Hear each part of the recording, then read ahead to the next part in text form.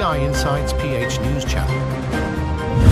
Niyanig ng magnitude 6.7 na lindol ang Balot Island sa Sarangani, Davao Occidental noong Martes ng umaga, iniulat ng Philippine Institute of Volcanology and Seismology, PHIVOLCS.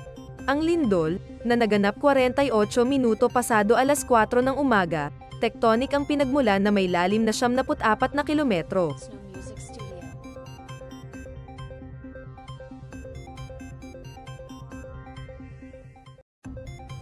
Walang inaasahang pinsala, ayon sa PHIVOLCS, ngunit maaaring mangyari ang mga aftershocks.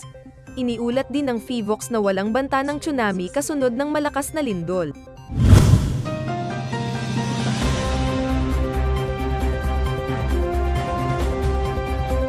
AI Insights PH News Channel.